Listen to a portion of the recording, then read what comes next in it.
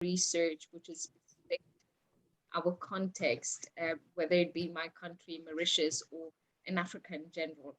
And my Ignite talk as well was based on suicide and looking for research that there's a serious lack of it, which is contextual and really does make sense because there's only a certain extent to which we can generalize findings found, in other places. So I really wanted to know, in terms of the fellowships that you offer, and even in the workshops and all the work that you're doing, is that something which is very prominent, especially right now post-COVID? So are there a lot of research in mental health and related issues in Africa right now that maybe you're working with, and would that be something that you'd be interested in further working towards? Yes, yes is the short answer. No, that's great to hear, and I'd love to hear more about the work that you're doing as well, if we could connect afterwards. I do think that the mental health in Africa is going to be a big focus of our agenda in the coming academic year. So Professor Emmanuel Champong, who is our faculty director, he is a historian, and part of his interests really is around the history of psychology and mental health. And he, along with his colleague Arthur Kleinman, have taught on this topic at great length. It was actually at the suggestion of our External Africa Advisory Board that, as I mentioned earlier, we have this annual public health lecture. It was suggested that next year we may take the opportunity to focus that on mental health in Africa in particular. And so whether that is one keynote speaker, whether that's a panel convening, whether it becomes part of a larger conference, there'll certainly be some sort of public activity that speaks to that theme in the coming year. We also, incidentally enough, sort of speaking one in the mental health aspect, and two sort of in the local context, two of our incoming postdoctoral fellows are connected to that in various ways. One who's looking at informed consent and IRB questions as it relates to the Africa context, and a second who is working particularly on the question of the lack of mental health providers in Africa, and sort of what training programs can you roll out and make available to primary care providers so that they at least have some ability, sort of as the front lines as healthcare workers, to respond to mental health questions. So it's definitely an area of the increasing attention for the center. Thank you. Adora. Hi, thank you for each presentation. Some of your responses have cleared some of my questions, but I have one which is on so maybe events, free events at this point, because I know that last year I attended some of the conferences Teresa Clark organized, Africa.com. I don't know if she's aligned to the work that you do. Yeah, but I found that really helpful. It was the time, it was really in between work, but I would take breaks from work just to attend, and I found that really helpful. So I wanted to know if you run programs like that, or if that was just a one-off. No, so the collaboration with Teresa Clark and Africa.com was it was not under the auspices of the Center for African Studies, but it was our faculty colleagues at the Harvard Business School who participated in that program.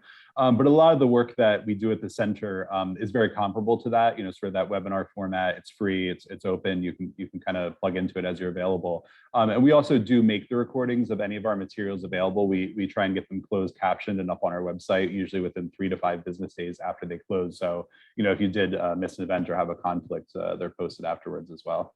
But that, that's something that's always been important to us as a center in particular. I mean, obviously, the various degree programs at Harvard, the executive education programs, certificate programs, those all do come with a cost attached to them. So it's very important for us as a center, it's sort of our philosophy to make our activities free and open to the public. Yeah, on that topic of certificate programs, Hidayah asked a little bit earlier in the chat, are there programs for students who are interested in, there's a lot of things listed here, the evolution of contemporary African societies and are headed for careers in journalism, development and humanitarian aid, diplomacy, crisis management, or even functions related to the general issue of international migration, and who seek to acquire a solid and critical set of knowledge on the continent, right? So that sounds to me sort of like an African studies degree, right? Right. Are there any certificate programs for, postgraduates, as all of our fellows are, that would be useful in these ends? Let me give it to, I can't immediately off the top of my head, Rosalind or Li Ming, if I'm missing something, please chime in. I can't think of an immediate certificate program that speaks to that question. But what I would say to that is it may be worth further exploring some of what the Harvard Kennedy School offers. So, you know, some of the policy oriented questions would sort of be facilitated in that space. Of course, some of those themes would also bridge the African studies space. And then the other group to check out would be our colleagues at the Harvard Humanitarian Initiative and the FXB Center for Human Rights. Again, I don't think any of those individual centers offer certificate programs, but it would be worth taking a look at their websites as well, because just to sort of see where some of the scholarship is at around Harvard on these themes. Those are some of the other centers that are working in that space. Yeah, I think the Harvard Extension School Hmm. offers courses in programs like this. That's Yeah, true. they have a number of courses that you can take on Africa. Yeah, that's a good point. Yeah, the Harvard Yeah. Extension School is a really excellent option. It serves, you know, locally both working professionals, so people taking part-time courses, but there's long been online courses as an option. So often there'll be a course that's taught on campus at Harvard, but then there are also extension school students taking the course from Ghana, Nigeria, and Italy or whatever. So that's a kind of nice opportunity if you're interested in taking specific courses. I guess it's a wonderful opportunity to engage with Harvard a little bit more. So I'll post that website in the chat too. I'm just bombing the chat with websites here. All right, and there was another great question in the chat about, that Surford asked about the links between research at Harvard and policymakers. Sort of how do you get these position papers and these ideas to policymakers? Yeah, a lot of that really is that I think we're fortunate in two aspects on that front. One is that we get to borrow Harvard's name, right? And that opens a lot of doors for us. People are always interested, you know, what is Harvard saying about something? But more so than that, I think it really is about the networks, establishing those networks and maintaining those networks. Our faculty across the board, as I mentioned, our faculty executive committee has representation from all of the schools at Harvard in every discipline. And so, you know, they really are the ones that carry a lot of those networks that we can then push our work out to, right? I mentioned, you know, the collaboration with the Africa Centers for Disease Control, you know, and the fact that Dr. Kingasong was here on campus for so many days and you know, met with students, met with faculty, you know, it really made that a deep and meaningful relationship now that, you know, when we push out, you know, a policy brief on COVID in Africa, you know, it will wind up not just in his inbox, but, you know, all of the senior leadership at the organization. And we've got similar connections at the UN Economic Commission for Africa, WTO Africa, the African Research University Alliance when it comes to questions of academia, the Export-Import Bank. So it's really just been about maintaining those relationships over time.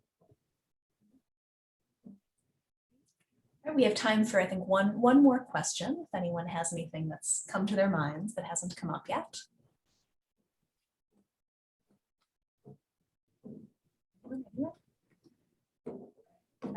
Alex, Rosalind, Li Ming, do you guys have anything that you want to wrap up with here? Yeah, just what. Okay. Yeah, one last point from my end. It was great to meet all of you. Although, of course, like I said, we wish it could have been in person. But my email's there in the chat. If there's anything we spoke about today that at all sparked a bit of interest, please don't hesitate to reach out. We'd love to stay in touch.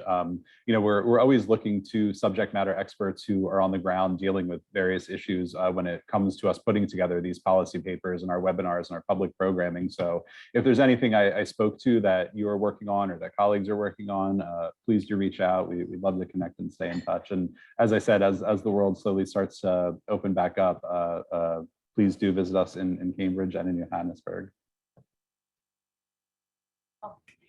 All right, well, thank you all so much. It's been wonderful to see you all again, and I was delighted to introduce you to this great new cohort of fellows. So thank you very much. Thank you.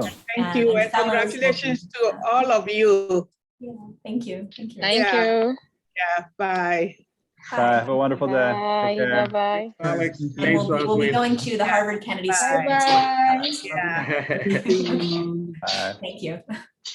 Take care, everybody. Thank you, everyone. Bye. Thanks. Thank you. Yeah. Thanks, Megan.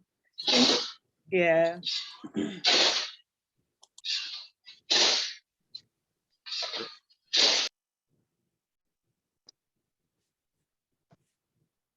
Stop the recording. There we go.